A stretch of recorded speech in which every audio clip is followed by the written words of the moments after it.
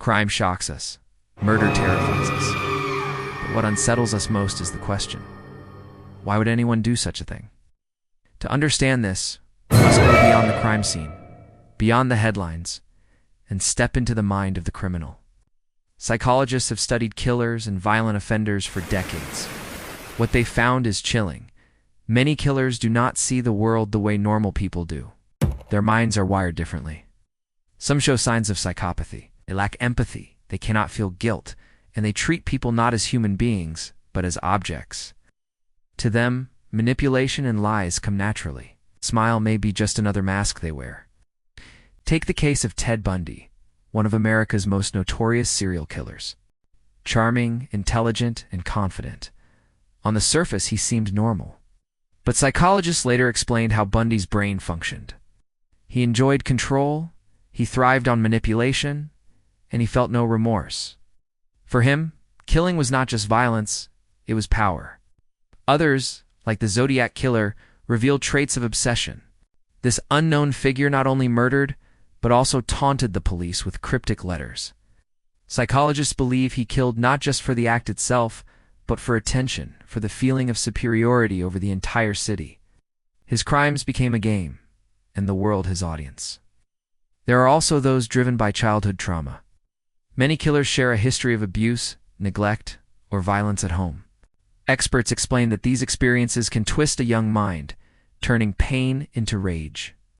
Over time, the cycle of trauma can create adults who repeat violence, but in far darker ways. Another factor is mental illness. While not all mental illness leads to crime in some rare cases, extreme paranoia or delusions can push a person to commit horrific acts. Killers who claim to hear voices or follow visions often fall into this category.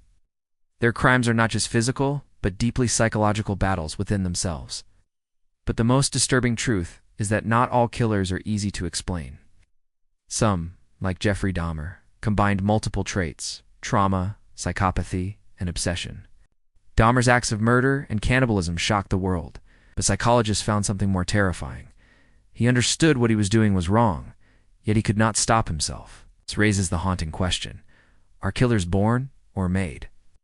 Studies of brain scans show that many psychopaths have differences in the parts of the brain that control empathy and emotion. But environment also plays a huge role. A violent home, rejection, bullying, all can feed into the creation of a criminal mind. Psychologists often speak of the mask of sanity. Many killers appear normal, even friendly, blending into society. They may have families, jobs, and friends. But behind the mask hides a mind that thinks differently, that calculates without conscience. And yet, not every killer is the same.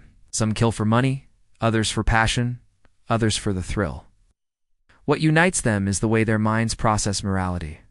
For them, life and death do not hold the same meaning as they do for us. For the rest of us, studying these minds is not just about fear, it is about prevention. By understanding patterns, lack of empathy, obsession, trauma, manipulation, experts hope to identify dangerous behavior before it turns into tragedy.